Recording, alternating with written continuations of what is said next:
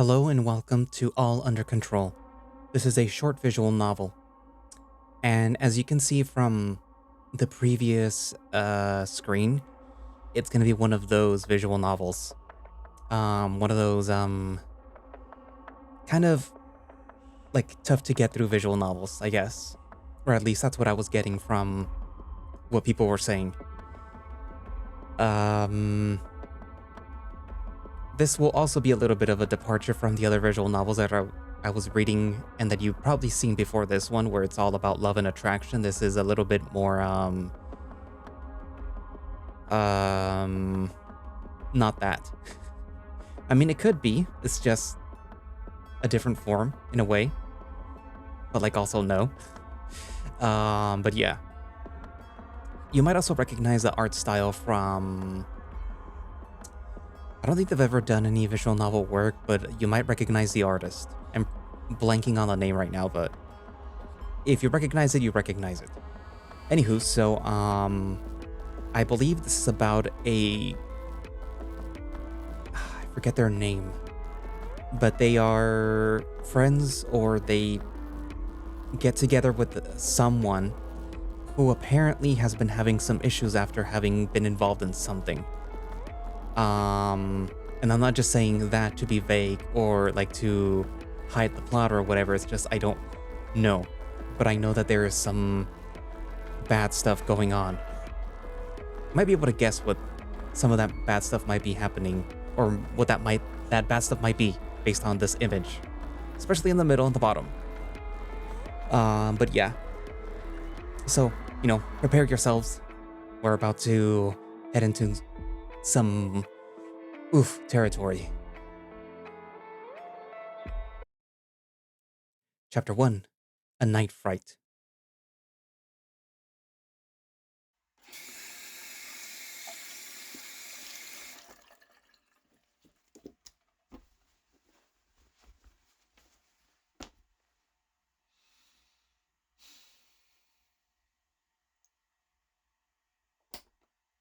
He looked weird the entire time. I don't usually let it get to me, definitely not when I didn't have high hopes for to begin with. But I guess at times, the fruit of too much expectations turns out bitter enough to spoil my whole night. Guess I can be that petty. But I don't care to admit it. After the heat went down, we just lay there, with nothing to do besides showing each other all the dumb jokes that we could find through our phones. And unsurprisingly, nothing got a chuckle out of him. Then I went to the bathroom for my meds, while he set up his CPAP machine. I thought that it could have been anxiety, which mixed with mood regulators could often be a load shot straight through any sexual excitement. That meant none of us were to blame for the awkwardness of it all. Simple as that. We tried. It was still fun, even if neither of us got off. But I couldn't get his expression out of my head. Despite any efforts, I didn't think that he liked it much. Maybe not at all. I swallowed my taps dry, then I gave him another look as I walked out of the bathroom. Alex was already asleep. The big, shirtless polar bear, soft as a dream, wearing a black sleep mask atop the oxygen one strapped to his muzzle. I had known him for a while, but it took months for our schedules to align to hang out tonight. I didn't go out much, and judging from previous conversations, neither did he. We shared dinner next to a pile of folded clothes that he didn't bother to put away. We watched YouTube on a smart TV that he didn't bother turning off. We tried to have on a bed that he didn't bother preparing. And as we used months-old lube that he didn't even bother ripping the seal off of. I wasn't judging him. Rather, I was just trying to look for a root cause.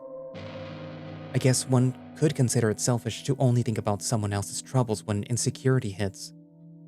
But really, cast the first stone, thy who never second-guessed themselves when just starting to know someone. We weren't close friends, after all. Not yet, at least. And I guess at the time I was more of an observer than a friend. More curious than worried. Even at late night, with only a timid coat of outside lighting peeking in, the apartment itself felt cozy enough. When my eyes adjusted to the dark, I could see the bare minimum of where things were, including all the messy parts. I turned my head to a corner where the bookshelves stacked full of PS4 games, thick fantasy novels, and Funko Pops met with the glass sliding doors to the balcony. It was just a corner, perfectly unremarkable in how its angles fit together. And yet, it was that same corner that he was looking at for most of the night, like he was expecting it to unfold before us. There wasn't even any piece of decoration on it. It was as bare and ordinary as it gets. I strained my vision, then approached it to touch the walls. Nothing special at all. Whatever he saw there, I wasn't seeing. So I went back to bed and cuddled close to him. Didn't take me long to fall asleep. Then, maybe a couple of hours or a couple of minutes later, he woke me up with a paralyzing scream. His paws went up to his face to cover his eyes. To me, in the dark, it briefly looked as if he was forcing his wrists into his eye sockets.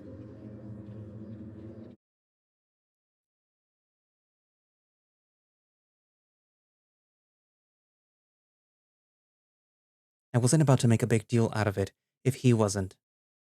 After about 10 a.m. or so, we both went to the living room for some tentative breakfast plans.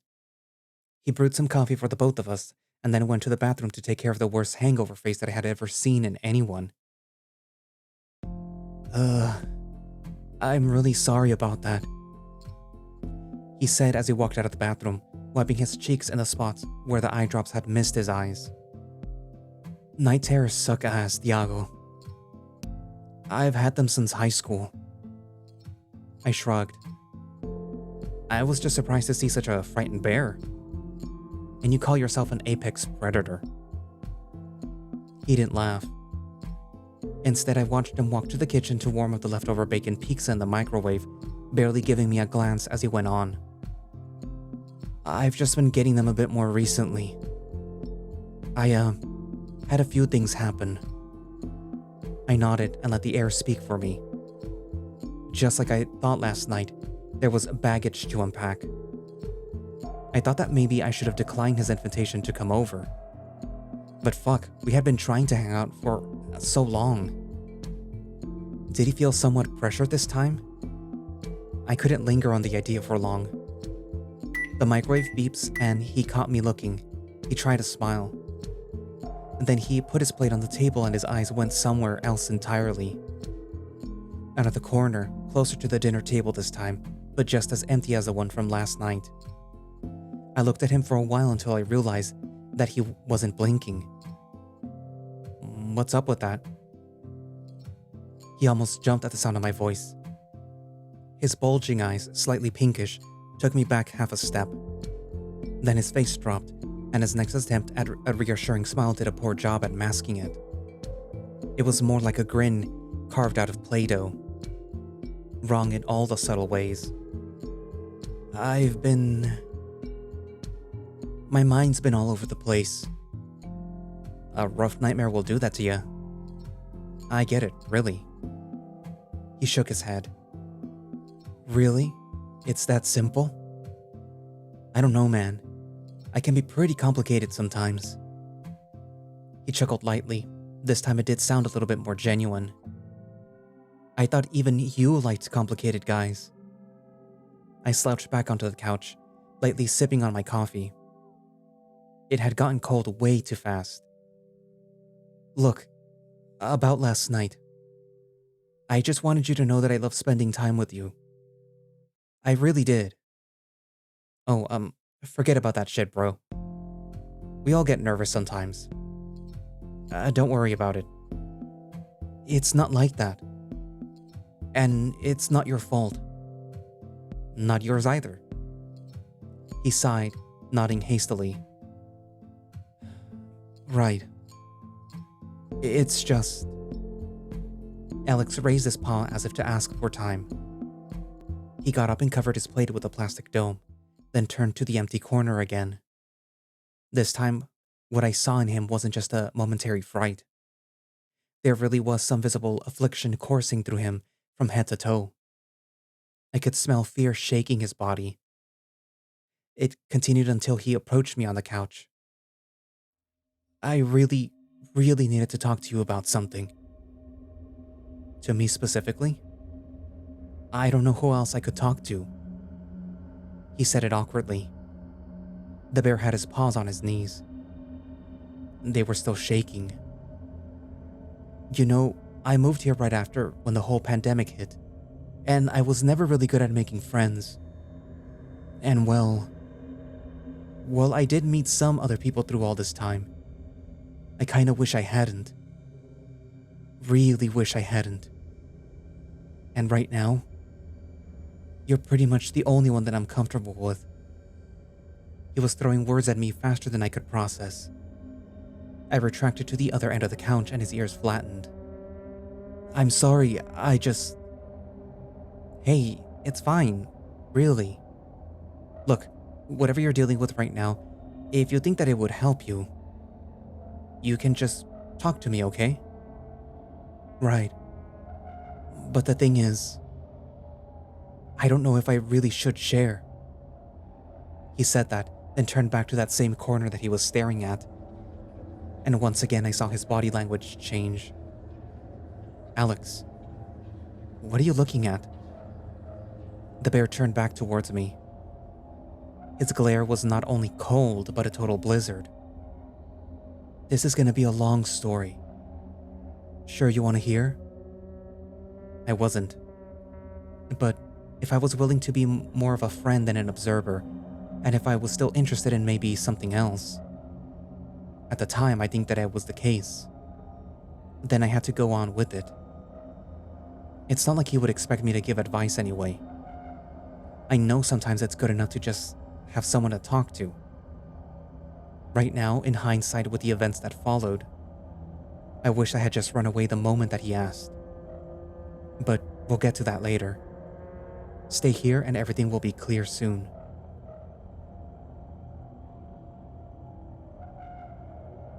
But man, how I wish that I had never stayed.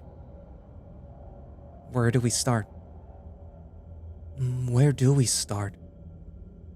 Well, first I need to tell you about a couple of friends. Chapter 2, Tomas and Diego.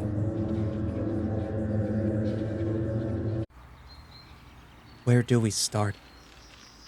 Well, first I need to tell you about a couple of friends.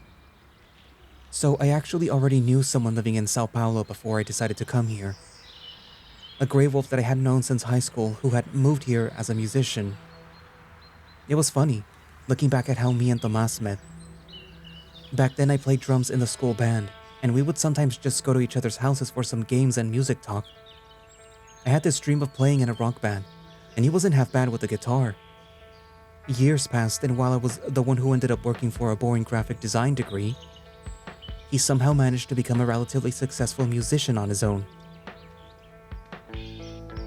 So when I was applying to study here, I thought, at least I already have someone to hang out with.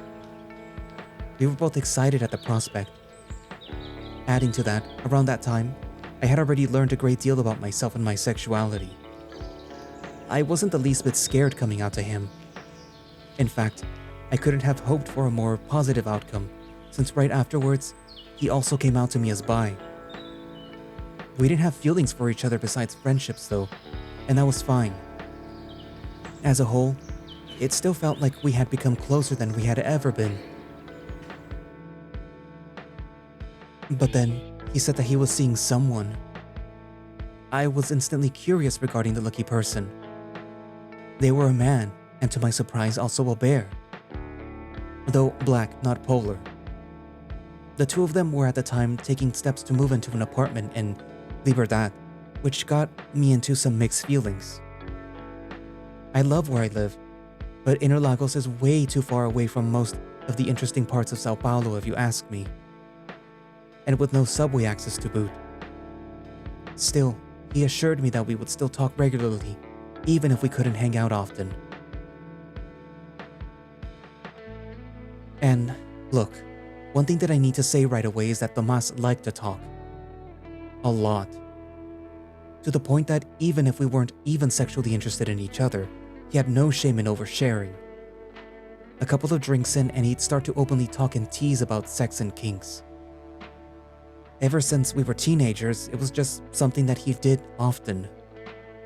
Maybe way too often. But I don't mean to say that I found him annoying because of that. In fact, I actually had fun with that kind of thing. And it didn't take long for me to join that horny talk myself. Hell, we even traded tips on toys, preparing before what lube to use and all that stuff. So when he brought up the subject of Hypnosis King, that didn't raise any flags at all. Honestly, it even sounded a tad funny. He was the last person that I'd ever guessed was into completely submitting himself. Tomas said that he and his boyfriend, he said his name was Diego, had quickly become obsessed with it. He admitted that he did feel silly at first, as a skeptic of mind control techniques. So when Diego swung a small pocket watch in front of him and read his script, he just played pretend until they were both excited enough that they wouldn't have to kid themselves anymore.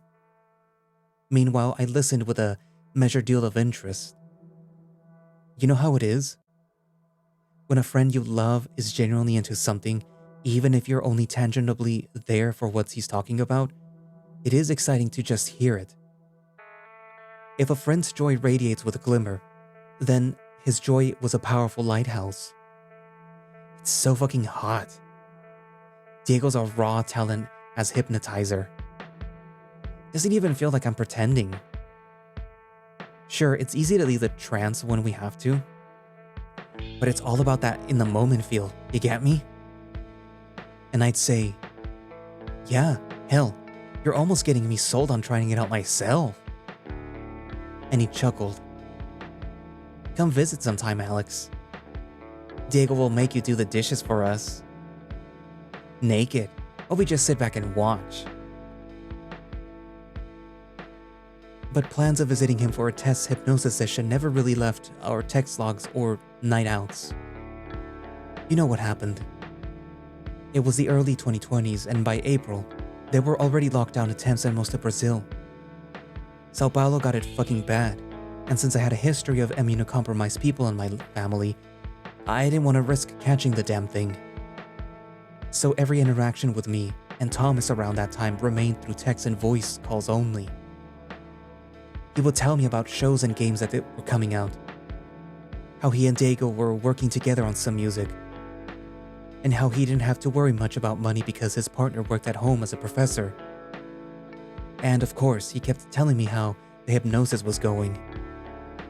There was a point where I actually felt my body moving on its own, him off, wanting so bad to lick his, but knowing that I couldn't do it until he told me to.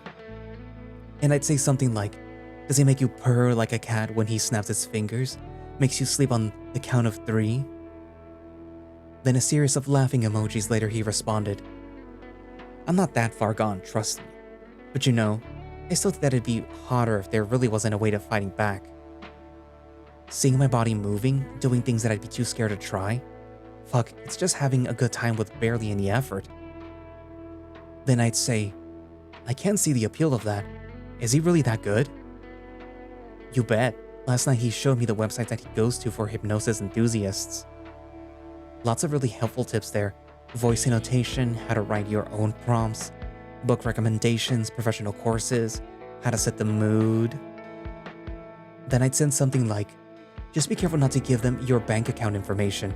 Surely they can't hypnotize you to do that. To which he responded in complete dismissal, which I totally expected. Yeah, daddy. Don't worry, we'll behave. I teased him for calling me that, and then we would both drop the subject as we kept teasing back and forth until we went to bed. And honestly, I was still happy for him. But after a while, things began to slow down.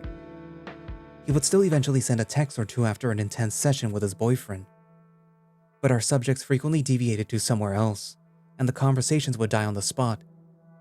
It stayed like this until more or less the first third of 2021. That's when you and I began to talk, I think. And the lockdown policies were getting less severe, although I was still too anxious to go out. Stuff was getting a bit calmer in the country. COVID stress shrunk so the political stress could grow, with the president spitting atrocities on live TV. I was also starting to get used to how my life was going in the city. I got my graphics design degree, and back then, I had been getting enough as a freelance instructor to keep this gay little apartment for myself for a while. Then sometime later, after 2 months of silence, I woke up to a text from Tomas. I didn't realize that it had been that long since we last talked. Couple that with the fact that I was always someone who dreaded random texts out of the blue, I was feeling a bit scared. I had this gut feeling, like something was terribly wrong. Some kind of tragedy, as if his mom suddenly got terribly sick or some friend passed away. Or perhaps it could have been that he had broken up with his bear and was down both emotionally and financially. It felt silly jumping to conclusions like that. After all, he could have just sent something like, "Hey, how's it going, big guy? It's been a while," or something like that. Nervous as I was, I could only gather enough courage in me to actually check the message until it was a nighttime, still expecting some bad shit. And yeah, I guess I was wrong. It wasn't just bad. It was way, way worse.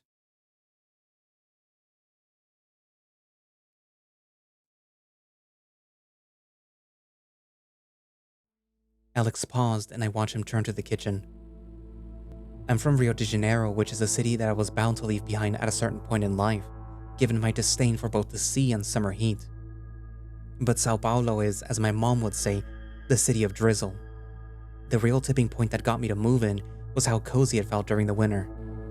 Now, while the bear took a break for a glass of water and a couple more eye drops, I felt myself freezing to the goddamn spine. The sky from the balcony window was sickly pale, like a uniform sheet of gray covering the whole city. Alex hadn't been blinking much during the story. He knew that I noticed that. At the end of most sentences, he shut his eyes in obvious agony, wincing and baring his teeth. They were yellowish and thinned out on the irritated gums. He wasn't doing well at all mentally, that I already knew. What I didn't really expect was the places his story was going. When he came back with the water, just barely glancing at the lonely slice of pizza he had heated a few minutes back, he seemed eager to continue. As it turned out, this wasn't just a vent, but a necessity. A compulsion to get the rest of his statement out there. I could do nothing but listen. Every word he uttered carved in the back of my skull so that I would never forget. I already told you how I felt uneasy when the notification popped up. And when I saw that it was an audio track, it was like a key turned inside of me. I thought, okay, this is definitely serious. I sat on the couch, making sure that I was free of absolutely any other chores, and pressed play. Now, before I keep going, I need to reassure you. Everything that I've been telling you is the truth. I'm not making any of this up. I still have the audio saved, and I can forward it to you later if you want, but I'd really rather not. There is something wrong with it. And well, I could only form guesses as to what specifically after I went to his apartment. Alex sighed with deep regret. But now it's not the time. We'll get to that later. Hell, we need to. Now, the audio. It went something like...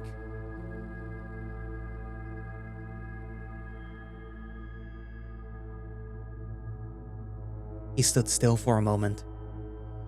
Then something seemed to shift within him. Alex assumed a completely different voice from his own. It was raspy, drawled and deep. A throat worn out from too many cigarettes in too little time, and which had known no true rest for way too long. Even his body language seemed to transform as he assumed a slightly contorted posture on his back. His eyes were no longer at me, nor at any corner of the apartment, but looking directly through me to a point beyond space itself. Then he started. Hey, big guy. I know it's been a while since we last talked. Crazy times these days, eh? He laughed, the noise of a morbid ghoul. I wish I could tell you things were fine, but they're really not. Fucking far from it. You wouldn't even believe it. And I don't even know how to start. I'm dropping the bomb right now. Diego's gone. Not like he abandoned me or we broke up kind of way. He's dead. Dead. Plain and simple. And as to how, well, he was into something bad. Something dark. His voice cracked as his breathing became heavier. I need you to come. Please. I need to talk to someone. I can't do this through the phone. It's just so much. Way too much for me to handle on my own. Please.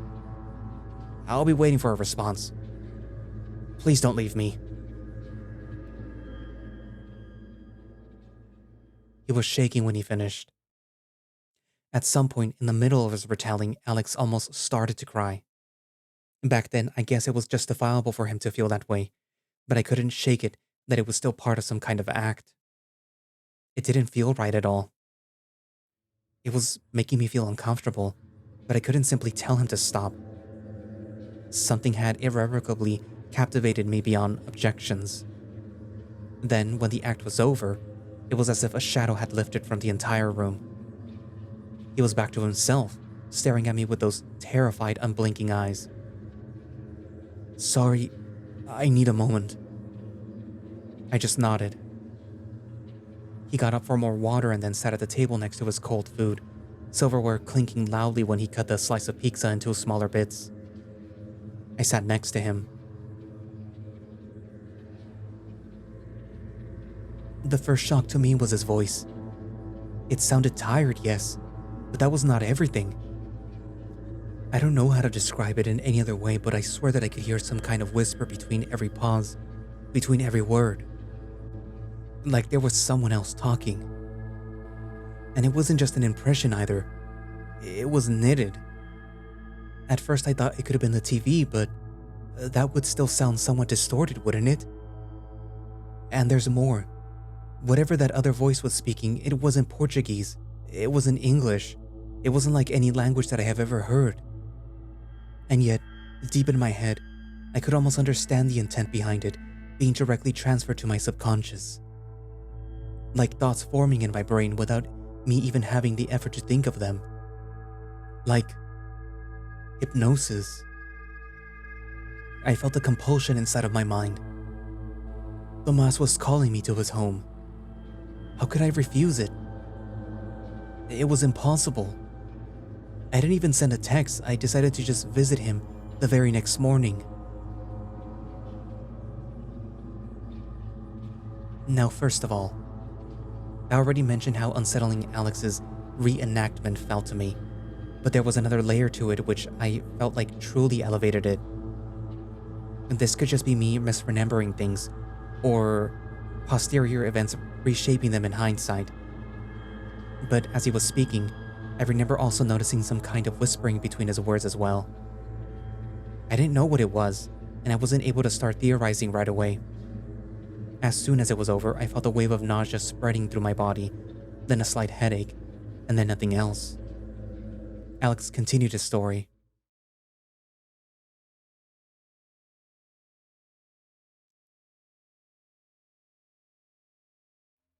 I didn't even send a text. I decided to visit him the very next morning. What I'm about to tell you is both a recollection of everything that I saw that day and a few more details that I only learned about during the time that followed.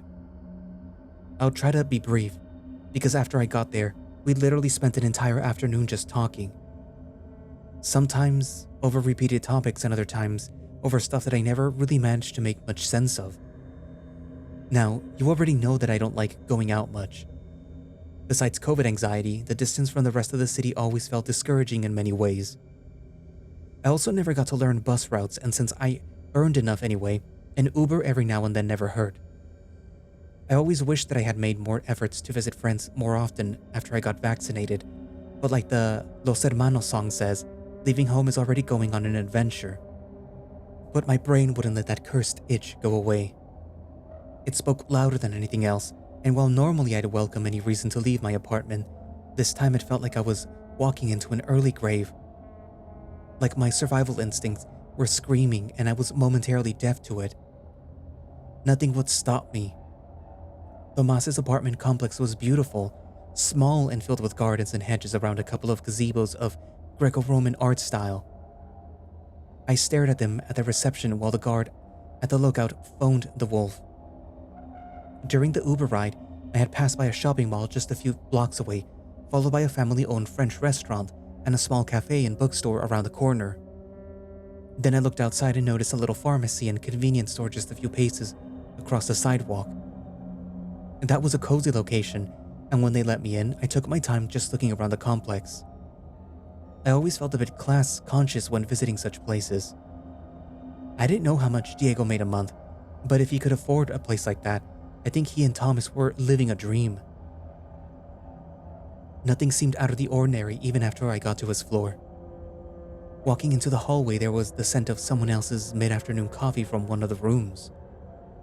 Then the muffled beats of music coming from another one, like Anna Carolina singing from about how much she likes roses. And then some muffled action movie sounds from another one right after. Why was I so afraid that there'd be anything unusual? Even if the audio had creeped me out a bit, it looked like this was gonna be just another visit. We'd sit down, vent for a while, watch something, order a burger, and then I'd sleep on the couch to just keep him company overnight. But I got to his door, and all my expectations shattered. Like a prick on the back of my neck, or a sudden chill that you're only supposed to feel in the moments of near death. There was an aura of uncanny foulness beyond the door, even if it looked barely discernible from all the others. Tomas didn't like decorating it as much besides the pride welcome rag, but there are some things that seem to go beyond what they look like. Our eyes cannot see it, but something else inside of us can feel its presence and its repulsiveness. I turned the knob, but he knew that I was coming, so the door hadn't been locked. When I walked in, a cold cloud of rot and decay was the first thing that greeted me. It was too dark and way too cold for a wolf. The dishes and cups piled in the sink like a porcelain castle, and so did the dirty clothes on top of the dining table. The walls appeared to sweat out a dark, gooey substance. And the smell. God, the smell. I could feel the filth in the air. It felt heavy to walk in there, like a dull knife slicing through burnt steak. Like straining to see in the dark. It was a warning, one I should have listened to before I noticed Tomas's frail figure emerging from his bedroom. "Air?" he murmured. I couldn't see more than a blurry shape in the dark, but it was obvious that he was trembling, leaning against the wall with barely any strength in his legs. "I'm sorry for calling you. I really am." I shivered. "Tomas? What is all this?" He didn't respond right away, and during that silence I heard that weird thing again. Whispers coming from somewhere that I could trace. "You better sit. We're gonna be here for a while.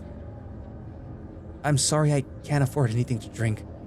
I know you love coffee as much as I do, or did. Oh, Alex. I couldn't go for a day without at least 2 cups.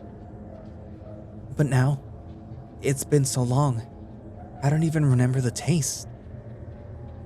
He chuckled at that. It was a drawled, terminal kind of chuckle of rusty vocal cords. I sat at the dinner table on the only thing that I could see that didn't have anything on it, be it clothes or paper wraps from takeout orders. Then he left the spot, and my eyes adjusted well enough that I could see him. He was...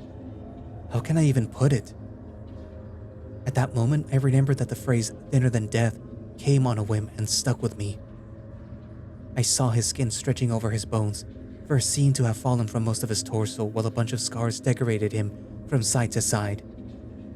His face didn't seem much better. The unkempt tufts along his jawline pointed in all directions, and both his ears had been nicked at the base. His left ear specifically was missing a good chunk of the tip. Fucking hell, I thought, feeling as if in front of a car wreck. Had Diego done all that to him? If so, I didn't have any idea until that day. Then I noticed his eyes, or rather I noticed that I couldn't find them. It's usually so easy to see wolf eyes in the dark due to how much they reflect, but his were covered under a sleep mask. It only started a few months ago. I guess you could say we got a bit too excited with some things. You must have noticed at some point that I stopped messaging you about it. It's not because I suddenly got shy or thought that I was bothering you. Things really got out of control. And then he told me everything, very slowly, like he had been rehearsing all of this for a while. I think it took him more than an hour to finish it, but at the time it just felt like a few minutes. I understood why he had taken his time. Some horrors, especially the ones that dig deep inside of you, require patience. You need to dissect them in order to rip off those roots and repair these rotten foundations. It's like surgery of the mind. Tomas and Diego were into hypnosis. For a long time, I assumed that it was just play pretend on both parts. You couldn't actually make someone do something that they never do, right? But at a certain point, Tomas told me that he really wanted to test that limit for a change. Paradoxical, right? Willing himself to do things unwillingly. I didn't think that it would work, and at first, it really didn't. At least not as well as he had hoped. To give one example, if Diego was into water sports, Tomas was not. One night, Tomas wanted Diego to hypnotize him into drinking his own piss, which only resulted in the wolf vomiting all over the floor just seconds during the trance. That went on to other kinks that he said that he would never try, and others that neither of them even were into. It was like a test of how far they could push that fantasy. Of course, though, Diego would sometimes try to push back. This isn't what hypnosis is about, he'd say, to absolutely no avail. Tomas wouldn't give up. They both kept going to more extremes, looking here and there for different methods of induction.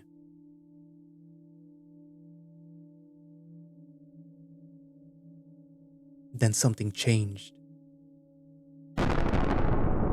Something sinister had invited itself into their play, and much to their dismay would give them exactly what they had been seeking. One night, Tomas saw that Diego had pulled an all-nighter on his computer. He never did that. A man's commitment to his schedule is the golden badge of a passionate soul, he would sometimes remark.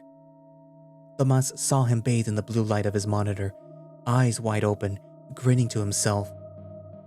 When the bear noticed that he was being watched, he closed the window that he was looking at and chuckled.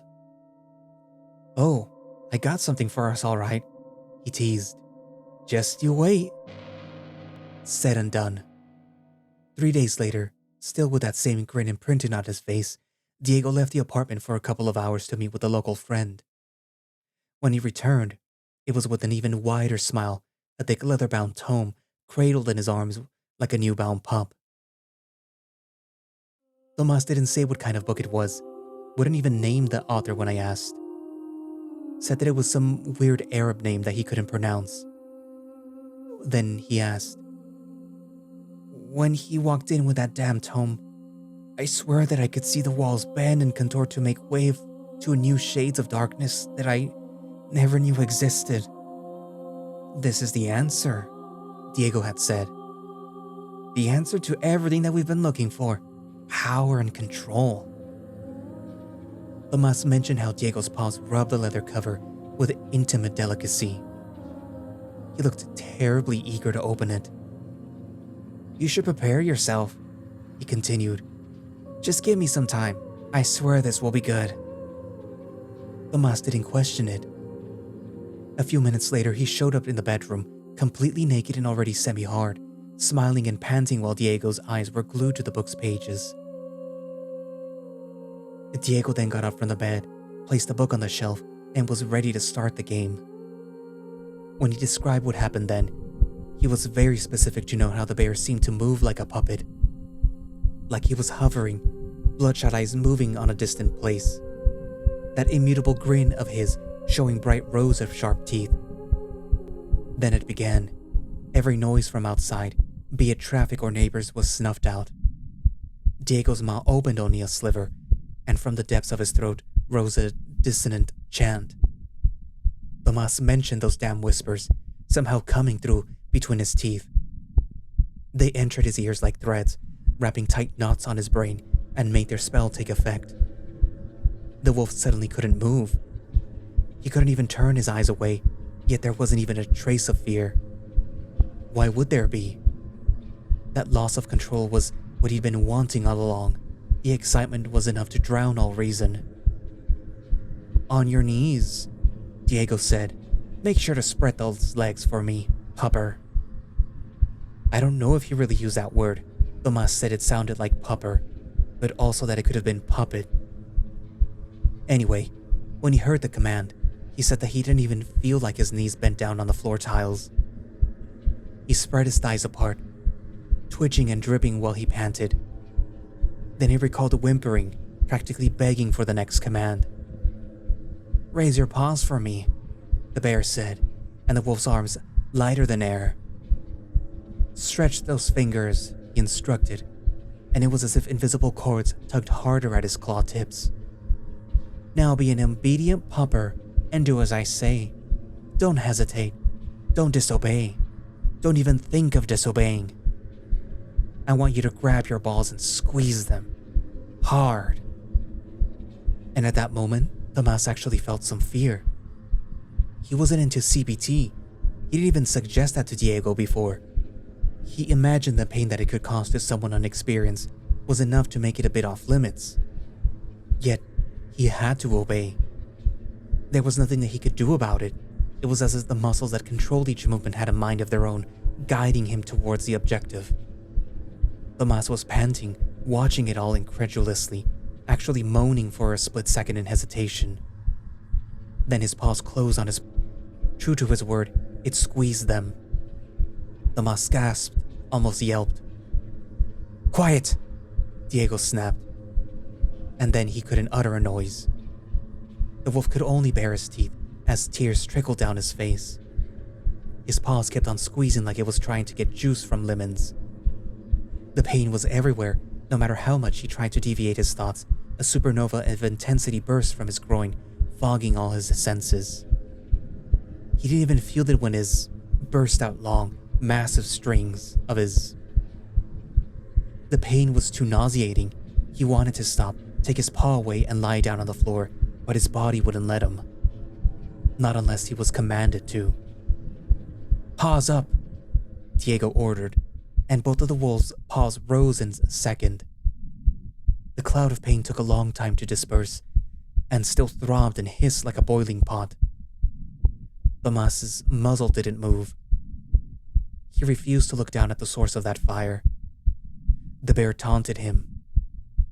"You did a good job there, boy, but don't think that this is going to get you any favors. You wanted me to take control? Then I'll fucking take it. All of it. You won't touch yourself and you won't rest. You'll stay on your knees, paws up in the air, and you will only move when you, again without any kind of external stimulation." Diego licked his fangs. Tomas could see him hard under his pants.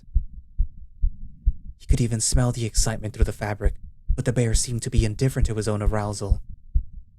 He was once again glancing at the strange book on the shelf. Diego then grabbed something else from it, which Tomas hadn't noticed before, a long, sharp pair of scissors. The wolf trembled, trying once again to stretch his legs. The bear wouldn't do that, would he? No fucking way Diego was into that kind of sadism. Not the bear that felt ill at the mere sight of blood. Tomas's heart raced as the big man came closer. All semblance of pleasure had been replaced with primordial fear. And even after the cold seal closed at his ear tip, he didn't whimper, didn't gasp, and didn't even change his breathing as warm blood trickled down his neck. "God damn, you're as obedient as it gets." Diego threw the scissors to the corner and then left the room. Tomas remained there, on his knees, and in the cold for who knows how many hours. As he tried to make himself, tried to whine and whimper for Diego to come back and lift his freaky spell. He pissed on the spot, urine mixing with blood from his ear. He was hungry, and even then, His arms began to feel numb. He still couldn't bring them down. Then, eventually the compulsion seemed to die. His arms collapsed, and so did his body on the cold floor. Diego was a little surprised, but not disappointed. Not completely, at least. They would try again later. His new techniques needed perfection. Even Tomas knew that. The experience was disturbing, but when he recovered, he could hardly believe how intense it felt. It was like he was under another compulsion. He was terrified, and yet part of him wanted more.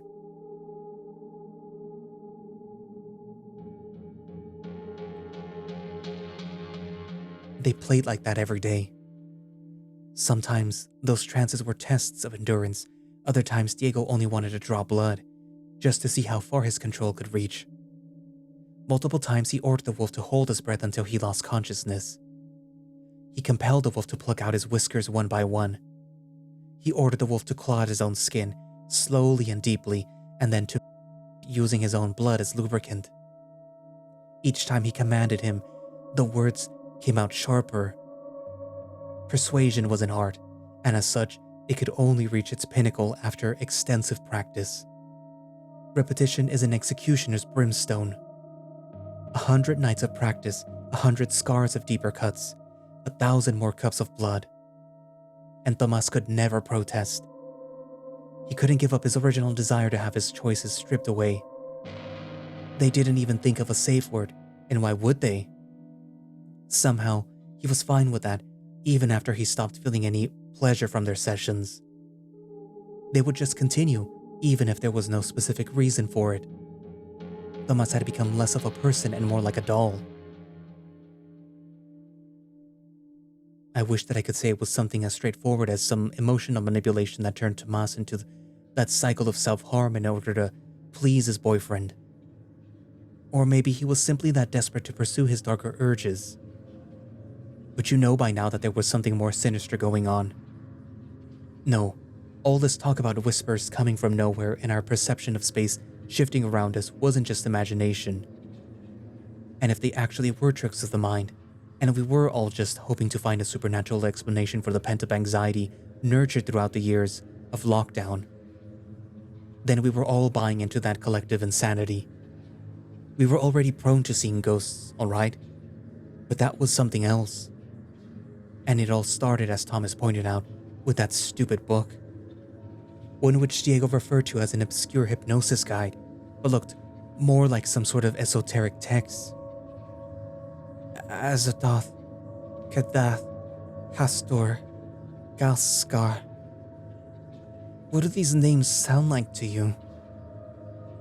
I would have found more of those, but when Diego saw me looking at all the pages, he shouted at me to leave it alone and never to open it again. Then he said that I needed punishment, and I knew in my heart that it would be a painful one. Oh God, I knew it would be. Oh God. Oh God. He shuddered and began to sob on the spot. He changed real bad. No, you need to believe me. Diego was never like that before he brought that damn thing home. He winced if I was even slightly hurt, and if I raised my voice just a bit, he would go on to apologize so much that it would get annoying. He used to be gentle. Then, I don't know. I just don't know. I guess I pushed him too hard. I tried to remark that it was bullshit. He wasn't supposed to blame himself for any of that. But he dismissed whatever I had to say. Maybe that's right. None of this is our fault. We all heard that whispers after all. Hell, you must have heard them by now, right? Huh? I guess I'm just having a hard time accepting something else was involved. But at the same time, I can't completely deny it. It wasn't just me who was suffering, waking up every morning with cuts all over my body, joints grinding excruciatingly whenever I moved them, and all those nightmares and night terrors every night. He was also paying the price. That grin on his face, his bloodshot eyes like deep red orbs. And he got so thin, he didn't even look like a bear. Neither of us was our true selves anymore. Something had lodged itself in our heads, moving our bodies, guiding our desires. There was another me in my brain, but it wasn't me. It was a parasite, feeding on me and my boyfriend. And neither of us could make it go away. It just kept going, day after day, week after week. Then, I think we both started to see things. The shadows on the wall warped more of the space around them, and they began to take form. They created eyes where they weren't supposed to. And the whispers. Fuck. I can still hear them, clear as day. Tomas stopped, gasping for air. We're almost done. After a while, the foundations were cracking, but there was one day when things finally started to crumble. He went on to describe what had happened the day that he sent me the audio. That afternoon, Diego ordered him to the bedroom like usual. He looked weak, legs not even bending all the way when he walked. His teeth in that peculiar smile looked yellow and frail. "You'll do what I tell you, no hesitation." He started as he usually did, but something was different. Tomas could feel it. The whispers were louder, the shapes on the walls looked more defined. "The cycle is almost done. Open your eyes, keep them open." Tomas obeyed. Even when the discomfort started, his eyelids wouldn't twitch. He couldn't even blink. "You will see," Diego continued as his paws reached down to his. It was a mutilated thing, red and inflamed with multiple rashes around the shaft. The bear himself vigorously as he spoke. His breathing was labored. "You will see." Then he started to shake. Tomas felt like he was supposed to do something, but his body was already locked in the trance. The bear continued to, his unkept claws slicing through the. Drool began to drip from his maw. Slowly at first, then on long strings as his convulsion became more severe. "You will see. You will see. You will."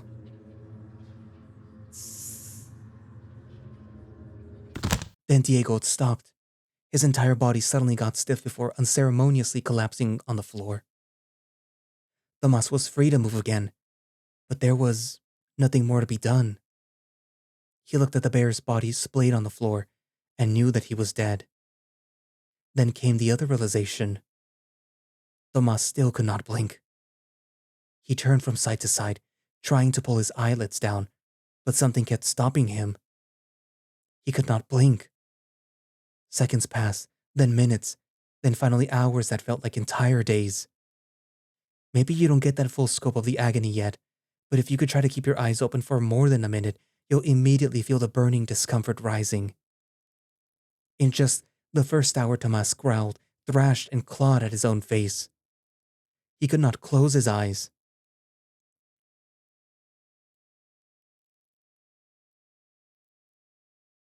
And whenever he looked, the shadows were there, with their mesmerizing chant.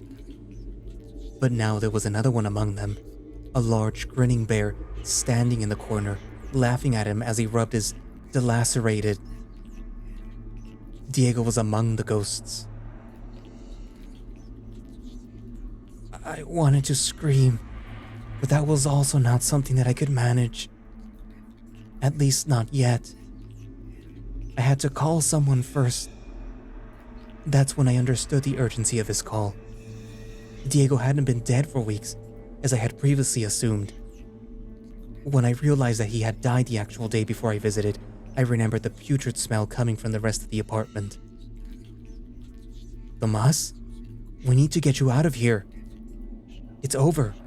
Whatever you two had whatever influence he had on you. We can get you treatment. They can fix your eyes. No, Alex. You should get out if you know what's good for you.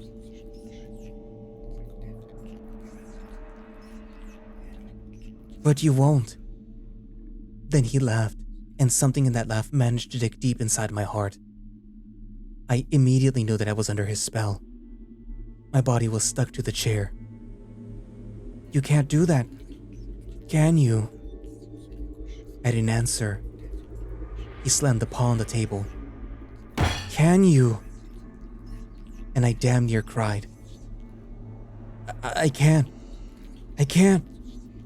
That is right. You can't deny me. Nobody ever could. God, please, somebody help. Hark! He slammed the paw on the table again and I stopped cold. All my thoughts seemed to have funneled into him. You don't have a choice. Such is the nature. We were puppets, and our strings entangled the moment that we stumbled upon the knowledge that we don't control them. We ate from the bread the devil had smashed. We drank from the goblet of rotten depths. Black and bitter as it was to us all. And now we share the truth that we were never in control. The whispers around us grew louder, and for a moment I actually jumped in my seat. The shapes. I could actually see them moving in the dark apartment. In the corner of the living room, I could see a tall black bear staring straight at me. And, fuck, it was even more hideous than he had described. Like his shape was stretched into space that he wasn't meant to inhabit. The shapes around us chanted in unison. Then Tomas sprung up quickly and came closer to me. His paw struggled to take off the sleep mask. I see them. Even with this mask on, I see them. He threw the sleep mask on the floor and I saw his eyes. 2 bloody red rubies protruding from his skull, almost jumping out of their sockets, crying scarlet tears. He reached for the eye drops, but his paw trembled too much to hold it. It fell between his fingers and he cried. I cannot close my eyes. It hurts. It hurts so much. At that point, I saw the other people coming inside the room. Neither of us had locked the door.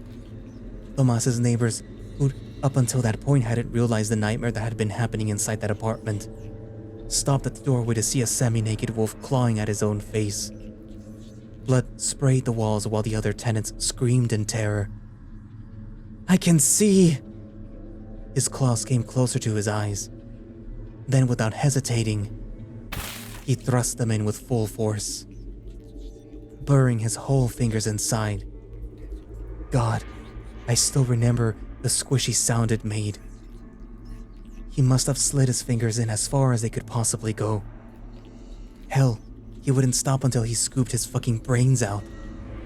Tomas moaned in agony. I can still see them. I can still see. I wanted to turn my head away, but something held it in place. And even as a whole minute passed, I could do nothing but watch. Some of the residents were running away from the scene, calling for help, while others were throwing up and fainting by the doorway. Then Tomas stopped, standing on a pool of his own blood, paws still trying to force their way into his skull. He turned around and ran face first to the glass screen that led to his balcony.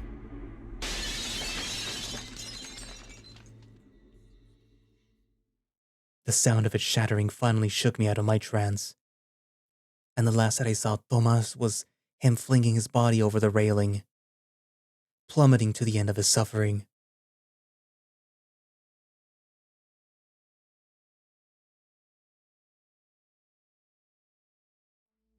I felt cold during Alex's final remarks.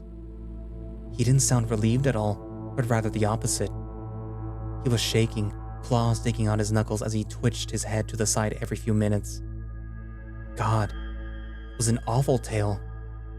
No wonder he had been so on edge all this time.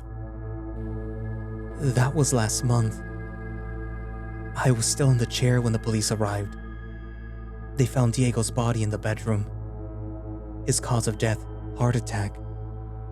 And as for Tomas, well, it was obvious to all the witnesses that it had been suicide. He had lost his lover, had evidence of self-harm all over his body, and the filth that was the apartment showed the signs of severe decline in his mental state. You can read all of that in the news if you look up Mikami apartments right now. They also didn't find any haunted book about hypnosis. And all this nonsense about ghosts and entities, I still don't rule out that it was all some kind of hallucination that they both made up to continue their extreme way of exploring each other's kinks. But that's not what you think. He rubbed his eyes and sighed. Nope. And if you were there, you'd agree with me. You see, look, I never would have guessed that you'd witness something like that. That would have given me nightmares for days too. Nightmares. Alex shook his head. We'll get there all right, but we still got some ground to cover. Dude, you don't have to push yourself. I get it, I really do. It's not just about what I saw, or how the events stuck with me. They sure did, yeah. Otherwise, I wouldn't be able to recall them in such vivid detail. I'm talking about something else. And before you say it, there are no signs of PTSD. I don't even know if I could tell this to a therapist and not sound insane. But I'm telling you. Fuck, I have to tell someone. I have to. I shrugged. I had already listened to the worst part of the story, hadn't I? Let him at least give me the epilogue. Go on then. He replied with a question. Do you think that there could be a mental virus of some sort? I didn't think too hard on the question and just shook my head timidly. I've been thinking a lot about curses lately. I kept thinking on the way Tomas compared his compulsion to a parasite, feeding on his mind and controlling his actions. All because he listened to some kind of occult incantation. Although you see, it might not have been the words exactly that opened that door, but rather the one thing that we both kept hearing. Those whispers coming from nowhere. It only got worse after I got back home. The nightmares, the stress, the absolute horror of it all. Now you know why I kept postponing your visits lately. I was expecting things to improve, but they didn't. Hell, they didn't even remain static. If it was just nightmares, I could learn to live with that. But then, I started to hear them everywhere. Shit, I started to fucking hear them. The fucking whispers coming from nowhere, sounding like gibberish playing backwards. At first, they'd only be there for a few seconds. Then minutes, then... He rubbed his head. It looked as if he was about to cry. His voice cracked. They wouldn't shut up. They wouldn't stop. Then it got even worse. God damn it, it somehow got worse. Because remember what he'd said? After a while, it wasn't just whispers, but the shapes too. Eventually, I began seeing them. When it first happened, I thought that they were some sleep paralysis shit. But even after I got up from bed, they'd still be there in the corners of my room, only vanishing when I got too close. They were more solid in the darkness, but they still appeared in the light. He chuckled to himself almost maniacally.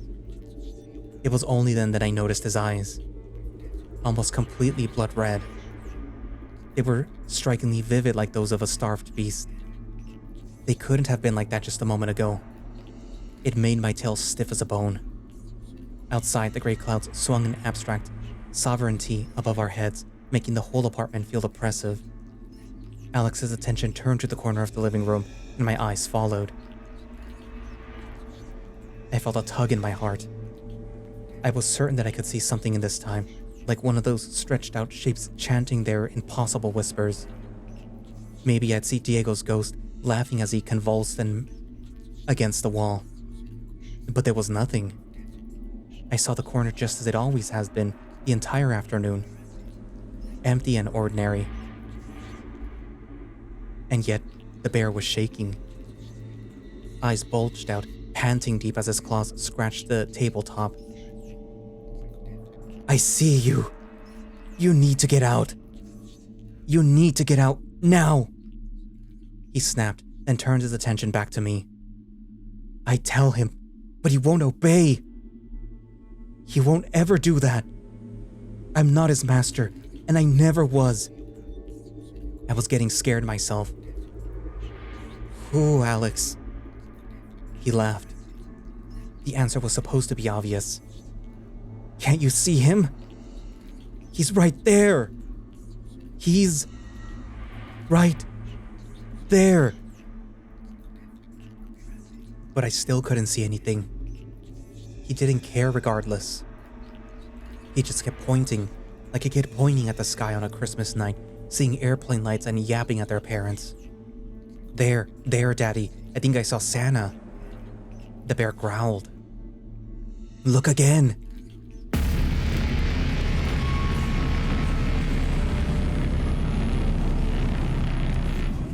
I turned to the corner. Suddenly, it was a chill over my body. Something could have been there, but I still had no idea what. Alex started chuckling. It's Tomas, he said, fingers stretched to a static point in the blank wall. He's in the corner right now. I feel like he's always somewhere nowadays.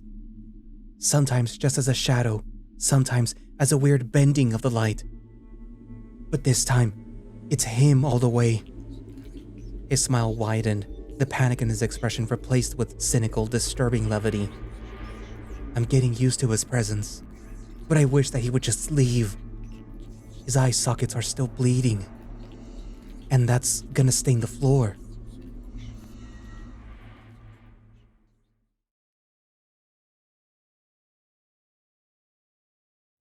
I left shortly afterwards. Alex didn't seem like he wanted to talk anymore. And to be honest, he just looked relieved when I said that I needed to go. Then, as I stepped into the hallway to wait for the elevator, I reminded him that I wanted to hear Tomas's audio from the day before he went to his apartment. It was like it all came crashing down the moment that I did so. The bear slowly retreated. You? Are you serious? After everything that I've told you, you said that you'd send me it if I asked. I guess I did, but... Hey, I know this is all too much, I said, trying to sound compassionate. He rubbed his temples and shook his head in slight astonishment as his right ear twitched to the side. For a moment, it faced the empty corner. Yes, it was empty. It always was. I remember thinking to myself how the whole thing sounded in retrospect. How it was just too grim, too fantastical to be true. How his narrative even tricked my mind into conjuring those bizarre whispers for a moment as well. He only wanted to scare me, and that's what he did. Cool story, man. The folks at Our No Sleep would have a blast. I wasn't mad at him at all. I was actually more impressed and upset at the possibility of it all being a prank. I wanted to see how far this went, and Tomas's voice recording was just what I needed to close it off. Besides, I'd be lying if I said that I wasn't curious about those whispers. They would just bug me forever. I was beginning to think that he would just flat out deny anything about that audio. But then he quickly fished his phone out of his pocket. And a moment later I got the notification on mine. Oh. Oh? The bear walked forward, towering over me. His smile was gone, and with all traces of anxiety as well. His glare was enough to hold me in place. You asked for it. I sent it. I don't know if you believed everything that I told you. But if you do just a little bit, I hope that you know better than to press play.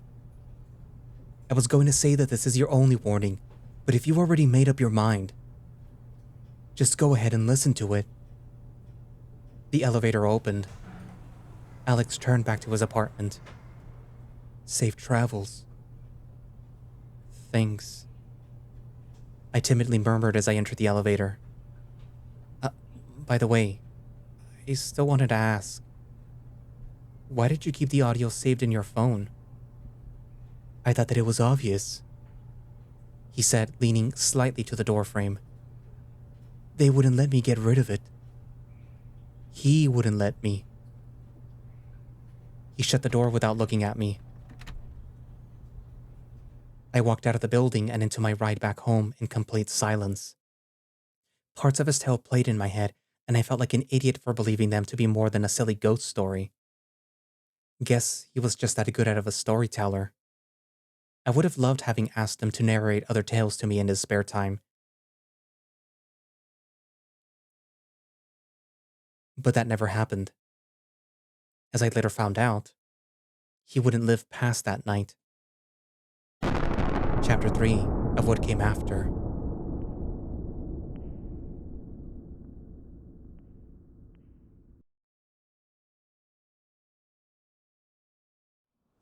That same night, I forgot to text him back when I returned to my place. In fact, 10 minutes before the ride ended, I ordered myself a medium pepperoni pizza and waited for it at the front gate before going up. It became another ordinary night for me as I listened to my playlist while doing the dishes, procrastinating with the laundry, watching true crime video essays, and so on until it was way past midnight. And of course, thinking back on how lackluster the sex with Alex was, I, alone to a bittersweet fantasy of expectations. I couldn't believe I actually looked forward to spending the night with him. At least, he was cute to look at, but not enough to dim the disappointment. Minutes passed, and I only got more frustrated with that silly ghost story of hypnosis. What a waste of time. I laughed to myself, feeling the cold night air on my sticky fur. Maybe he was just crazy? Or socially inept? Whatever the case, I didn't have much patience for it. I didn't want to think about his fears, nor the thing in the corner. And definitely not the vivid picture of Tomas with the whole fist sunken into his skull, digging for gold. It was then that I remembered that he had also mentioned a news article. And I said, why the hell not, you know? I searched for any recent news regarding Mikami Apartments. Libertad, SP, certain the place itself had been just something he invented to add spice to the tale. But there it was. First result with a picture of the front gate and all. Horrifying tragedy in apartment complex leaves residents in shock. The tenants of Mikami residential complex in the Libertad district of São Paulo, after hearing sounds of intense distress coming from one of the apartments, witnessed a bizarre incident involving the suicide of one of its residents. 24-year-old Wolf Tomas de Costa, who had lived in there since 2020 with his partner, had shown no sign of irritability or instability before the occurrence. After police arrived at the building, they found the unit in complete disarray, and within one of the rooms was the body of 27-year-old bear Diego Henrique Neto, who appeared to have passed away from a heart attack the day before he was found. A close acquaintance of both victims was also present during the incident and was taken in for questioning later that day. Said individual requested that his identity should remain anonymous, as he is expected to cooperate with the coming investigations. I put the phone down. And, as quick as I thought, a shadow had grown inside of me, making its way to my goddamn brain. This wasn't real. It was still all a prank. Had to be. A big, elaborate prank from a dumbass bear who had too much free time. That article meant nothing. Alex most likely had stumbled upon it and based his story on a random dead couple. He didn't know anyone named Tomas after all. And in fact, he most likely wanted me to look that article up, just to get a reaction out of me. For a few minutes, I sat on the couch thinking just that. Then I went to the shower and waited for the hot water to wash that shadow away. It didn't. And until I hopped into bed with my phone and earbuds close by, I knew that there was at least one thing that would either bring me some light on the situation or make it even darker. Just listen to it. And I felt that little voice in me telling me not to. One final warning to save me from doom. I wasn't under any compulsion yet. I could still make the choice to delete that audio and forget everything about it. But I didn't do that. Despite every instinct, I just had to press play. The message was exactly like Alex had described. Word for word, even with the same intonation I recalled him doing, as if he had just listened to the recording an obsessive number of times in preparation. It chilled me to think that way, but that wasn't the only thing that unnerved me. I listened more attentively, and there they were. The whispers. All of them, astonishingly clear between every pause and every breath, and every vowel and every break between every sentence, down to the most intricate details of their sounds. A second voice overlaid over Tomas's desperate monologue. They started getting louder. I wanted to turn that shit off right away. I wanted to hit the pause so hard my screen would crack, rip my earbuds away and throw them across the room. Then growl so loud that I drown out those goddamn noises echoing inside my ears. Oh God, it was a fever dream. They wouldn't stop. I wanted to destroy my goddamn phone just to hear the silence. Then I realized that the audio had actually ended minutes ago. I finally deleted that. Nothing stopped me from doing so. Then I stared at the ceiling until sleep took me over. Eventually, the whispers quieted enough for that to happen.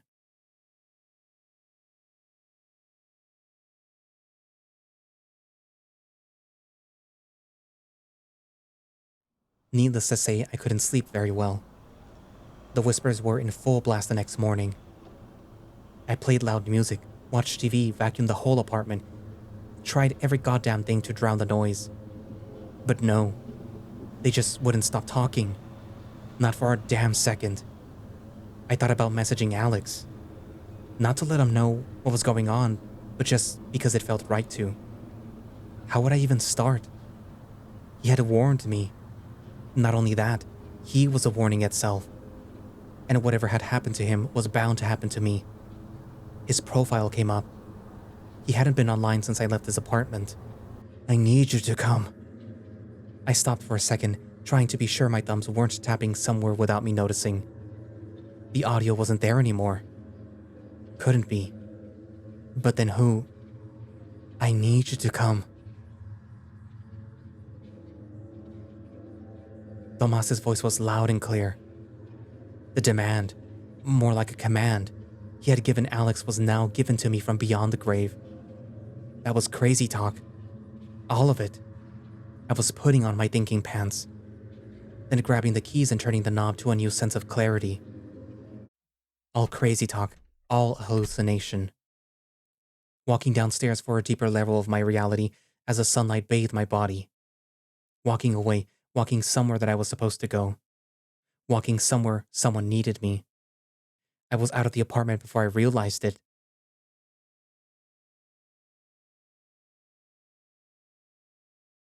I went to the Mikami complex. He didn't exactly ask me to enter his apartment, but he did command me to come. I wouldn't be able to go much further anyway, as the gate guard wouldn't let me in. And after I mentioned Tomas's name, he threatened to call the police, and that he had enough of you vultures. So I went back home, hoping at least things would be easier. But no. The whispers continued the whole ride back. And this time, as I opened the door to my apartment, I almost screamed when I saw something turning around the corner. I couldn't figure out its shape, or if it even had a shape to begin with. I just saw it, sprinting somewhere, bending light around it. There was something in my apartment. I looked in every room, opened every drawer and every wardrobe. Then I turned my head and then I saw it, the shape now lingering in the air a fraction of a moment longer, then completely vanishing. All the while, the whispers began assuming a more streamlined rhythm. A chant of some unknown language, but one that I could understand just the same. A chant not of worship, but of communion. Not about something to serve, but about being a servant, whatever that meant. The day continued. I tried to ignore the whispers and the shapes, but they kept coming. Maybe I was sleep deprived? Yeah, that had to be it. You think of some funny things when there's more coffee in your veins than blood. God, it had to be it. My paws were trembling. The chanting wouldn't stop. The shapes wouldn't stop. They were watching me. Watching from the darkness. Watching from the corners. Always there. And after a while, they stopped trying to run away from my vision.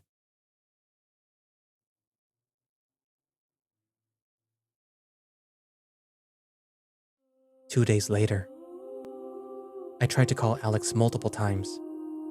I needed to tell him that he was right. Needed his help. The nightmares had started. The endless maze with impossibly high walls. Those puppets hanging from the vast beyond and the never-ending sea of stars calling me, moving like waves at the will of their cosmic master. I wandered there until I ended up in a room with a black bear mannequin shaking erratically on the floor, face frozen in an expression of both pleasure and terror. Then I found another room with a wolf mannequin with bleeding eye sockets, followed by a third one with a white bear mannequin who had clawed at his own throat. It was too much. There was no discussion. I needed to talk to him. And after all those failed attempts, I decided to go there myself.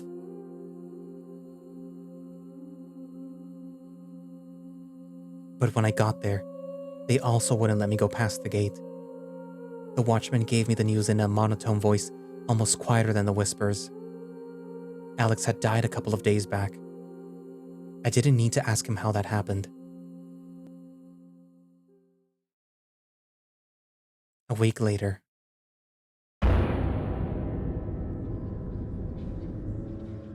All I could think of was, this is all Alex's fault. That fucking creep and his bullshit story. If he wanted to get in my head and ruin my life, he fucking did it. Hope he's choking on so much fucking hell his jaw pulverizes.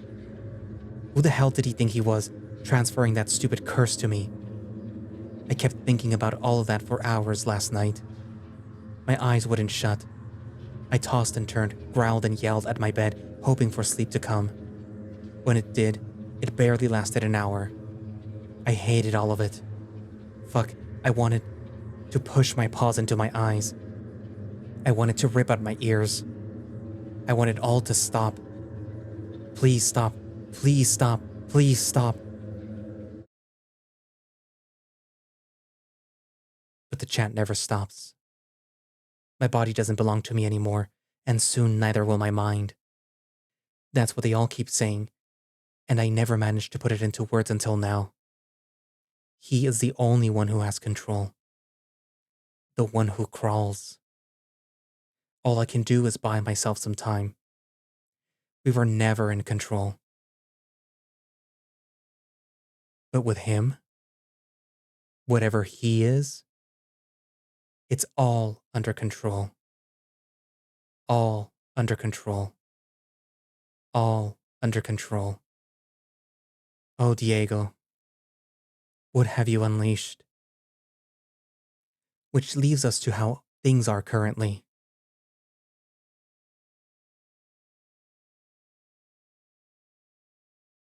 I gave up on trying to sleep and walked to the living room, unsure of what I was hoping to find. It all hurt. My head, my body, my eyes, my soul. I thought of calling my parents, but they wouldn't understand. I thought about calling friends, but then I'd just be dragging them into the same hole. I sat on the couch, sure that nothing could surprise me anymore. Except, yes, there was something else. My ears perked up right away, and I turned to the sound of crying.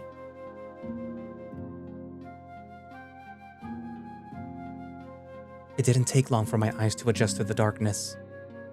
Alex was in the corner, crying to himself. His neck had been sliced open vertically, and fresh blood dripped from his paws. I smiled, then cautiously made my way towards him. "Hey, big guy," I murmured and brushed his head with my paws. He didn't flinch.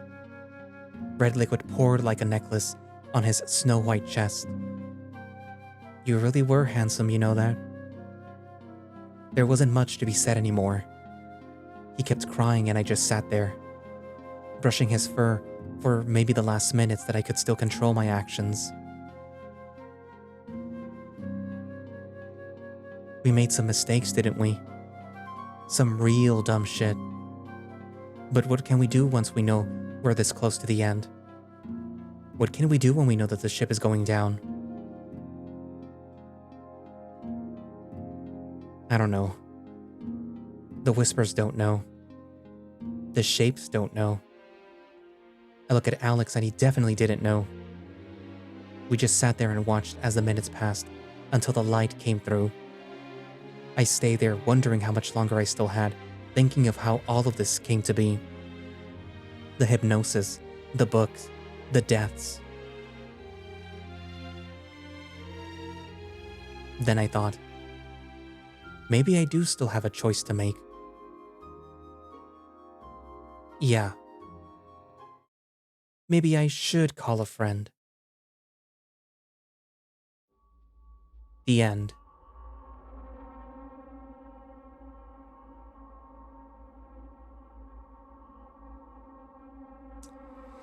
Ah, there you go, MrJimmyDaFloof. It's funny because he has both art that is like all nice and cuddly and whatnot, and then he also has the art that is decidedly not.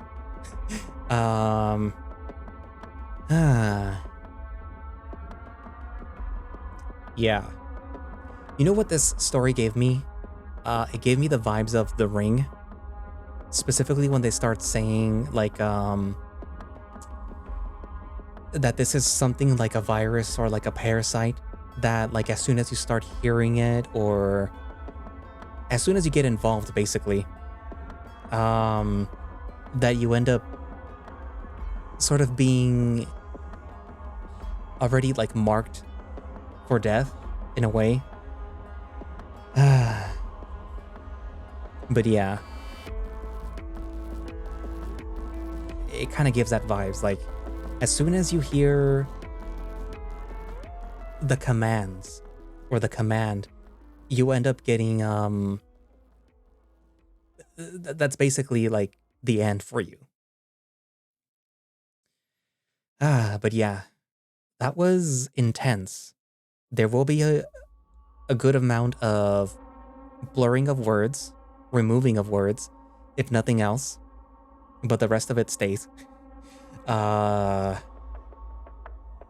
it's funny with YouTube where they have no problem with like sometimes with like showing things of this nature, but when it comes to words and when it comes to a certain type of extracurricular activity for adults, then they have a problem with it. But anyways, so yeah, that was all under control. And as